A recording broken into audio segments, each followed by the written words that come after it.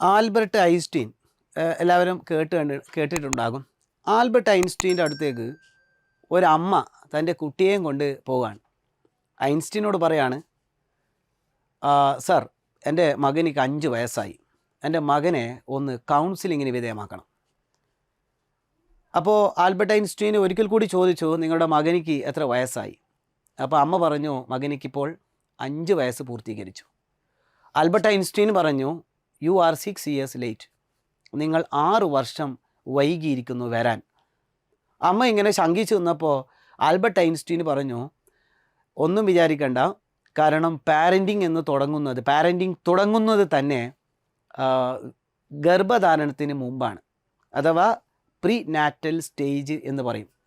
ഗർഭധാരണത്തിന് മുമ്പ് തന്നെ പാരൻറ്റിങ് തുടങ്ങുന്നുണ്ട്. ഇപ്പോൾ സാധാരണ നമ്മുടെ നാട്ടിലൊക്കെ ഒരു കുട്ടി ജനിച്ചു, വളർന്നു, +2 കഴിഞ്ഞു, ഡിഗ്രിയിലേക്കൊക്കെ എത്തി.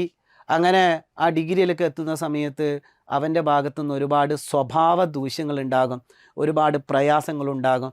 ആ പ്രയാസങ്ങളൊക്കെ ഉണ്ടാകുന്ന സമയത്ത് അവനെ നമ്മൾ കൊണ്ടുപോയി ഏതെങ്കിലും ഒരു കൗൺസിലറുടെ അടുത്ത് കൊണ്ടുപോയി, സാർ ഇവനിക്ക് ഒരുപാട് പ്രയാസങ്ങളുണ്ട്, സാർ ഒന്ന് ഇവനെ കൗൺസിലിങ്ങിന് വിധേയമാക്കി അതിനൊന്ന് പരിഹരിക്കാനൊന്ന് ശ്രമിക്കണമെന്ന് പറയാറാണ് പതിവ്.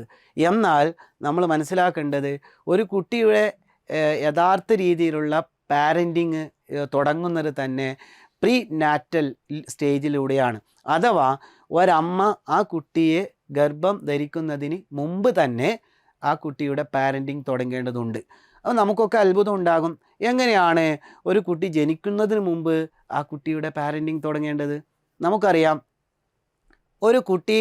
അമ്മ ഒരു കുട്ടിയെ ഗർഭം ധരിക്കാൻ വേണ്ടി മനസ്സിലിങ്ങനെ ചിന്തിക്കുന്നു. അപ്പോൾ മനഃശാസ്ത്രം പറയുന്നത്, ഒരു കുട്ടി ജനിക്കുന്നതിന് അഥവാ അമ്മ ഗർഭധാരണം നടത്തുന്നതിന് 3 മാസം മുമ്പുള്ള ആ അമ്മയുടെ ചിന്തകൾ, ആ അമ്മയുടെ മനസ്സിൽ വരുന്ന ചിന്തകളും അവരുടെ മാനസിക അവസ്ഥയും അത് കുട്ടിയെ സ്വാധീനിക്കുന്നു എന്നുള്ളതാണ്.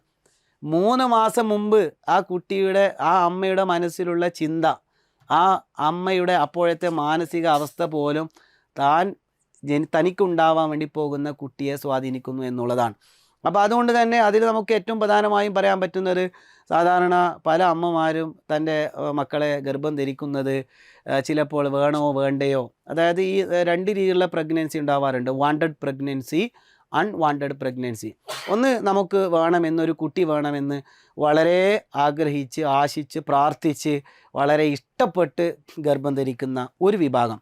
മറ്റൊന്ന്, എനിക്ക് ഒരു കുട്ടി ഇപ്പോൾ വേണ്ട, അല്ലെങ്കിൽ എനിക്കിപ്പോൾ ഒരു ഗർഭധാരണത്തിന് ഞാൻ തയ്യാറല്ല, എനിക്കിപ്പോൾ ഒരു കുട്ടിയുടെ ആവശ്യമില്ല എന്ന് ചിന്തിച്ച് അറിയാതെ അൺഎക്സ്പെക്റ്റഡ് ആയിട്ടുണ്ടാവുന്ന പ്രഗ്നൻസി. അപ്പോൾ ആ രീതിയിലേക്ക് 2 രീതിയിലുള്ള പ്രഗ്നൻസി നമുക്ക് സാധാരണ ഉണ്ടാവാറുണ്ട്. ഇതിൽ ഏറ്റവും അപകടകരമായത് രണ്ടാമത് പറഞ്ഞ കാര്യമാണ്. അഥവാ എനിക്ക് കുട്ടി വേണ്ട, ഇപ്പോൾ ഞാനൊരു കുട്ടിയെ ഗർഭം ധരിക്കാൻ മാനസികമായി തയ്യാറല്ല എന്ന് നമ്മളിങ്ങനെ ചിന്തിച്ചിരിക്കുന്ന സമയത്ത് ആകസ്മികമായി അൺഎക്സ്പെക്റ്റഡ് ആയിട്ട് ഗർഭം ധരിച്ചു. അങ്ങനെ ഉണ്ടായ കുട്ടികളിൽ ഒരുപാട് സ്വഭാവ ദൂഷ്യങ്ങൾ പിന്നീട് ഉണ്ടാകും. അവർ പലപ്പോഴും പഠനങ്ങൾ പറയുന്നത് അവരിൽ സൂയിസൈഡ് അറ്റംപ്റ്റ്, അതേപോലെ തന്നെ പിൽക്കാലത്ത് ഇവർ വേണ്ട എന്ന്, അതായത് ഈ മക്കൾ എനിക്ക് വേണ്ട എന്ന് അവരുടെ പ്രവർത്തനങ്ങൾ കൊണ്ട് മാതാപിതാക്കൾക്ക് തോന്നത്തക്ക രീതിയിലുള്ള ഒരു പെരുമാറ്റം അവരുടെ ഭാഗത്തുനിന്നുണ്ടാകും.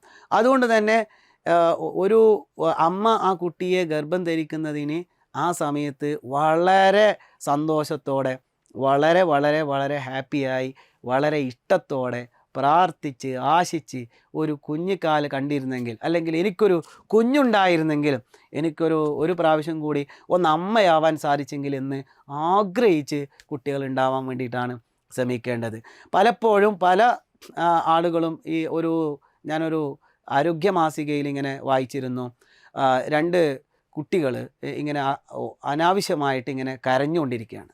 അപ്പോൾ വളരെ സാധാരണയിലും പരിധി വിട്ടുകൊണ്ട് നിർത്താതെ ഇങ്ങനെ കരച്ചിൽ തുടരുന്ന സമയത്ത് അമ്മ ആ കുട്ടിയെ കാണിക്കാൻ വേണ്ടി ഹോസ്പിറ്റലിലേക്ക് പോകുന്നു, ഡോക്ടറോട് സംസാരിക്കുന്നു.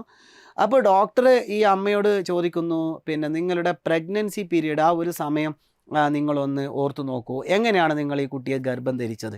അപ്പോൾ ആ അമ്മ പറയുന്നുണ്ട്, എനിക്കങ്ങനെ തീരെ താല്പര്യമില്ലായിരുന്നു, ആ കുട്ടിയെ ഗർഭം ധരിക്കുന്ന സമയത്ത് താല്പര്യമില്ലാതെയാണ് ഞാൻ എന്ത് ചെയ്തത്, അവരെ ഗർഭം ധരിച്ചത് എന്ന് ഡോക്ടറോട് പറയുന്നു. അപ്പോൾ ഡോക്ടർ പറയുകയാണ് അങ്ങനെ അതിൻ്റെ ഒരു കാരണമാവാം ഈ കുട്ടി അനാവശ്യമായി കാണിക്കുന്ന ആങ്സൈറ്റിയും അതേപോലെ തന്നെ വാശിയും ഈ കാണിക്കുന്ന കരച്ചിലുമൊക്കെ അതിൻ്റെ ഭാഗമാവാം.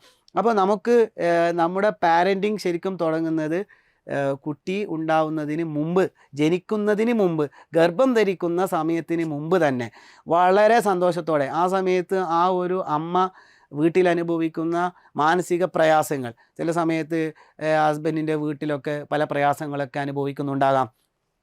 ചില സമയത്ത് അവരുടെ ഹസ്ബൻഡിൻ്റെ കുടുംബക്കാരുടെ ഭാഗത്തു നിന്ന്, ഹസ്ബൻഡിൻ്റെ ഭാഗത്തു നിന്ന് തന്നെ ക്രൂരതകളും പീഡനങ്ങളും അനുഭവിക്കുന്ന അങ്ങനെ ഒരു സന്ദർഭത്തിലായിരിക്കും ചിലപ്പോൾ ഇവർ പ്രഗ്നൻസിയിലേക്കൊക്കെ പോകുന്നത്. അതും കുട്ടിയുടെ പിൽക്കാലത്തുള്ള പ്രവർത്തനങ്ങളെ പ്രതികൂലമായി ബാധിച്ചേക്കാം. അപ്പോൾ ഇതുപോലെ നമുക്ക് ഒരുപാട് സൈക്കോളജികൾ ഈ നമ്മുടെ കുട്ടിയുമായി ബന്ധപ്പെട്ട വിഷയത്തിൽ നമുക്ക് പഠിക്കാനുണ്ട്. പ്രത്യേകിച്ചിട്ട് ചൈൽഡ് സൈക്കോളജി, കുട്ടികളുടെ മനഃശാസ്ത്രം നമുക്ക് കൃത്യമായി പഠിക്കാനുണ്ട്. Montessori teacher training course, Montessori കോഴ്സുകളിലൊക്കെ ധാരാളമായി ഇത്തരം സൈക്കോളജിക്കൽ ആസ്പെക്ട്സുകൾ പഠിക്കാനുണ്ട്.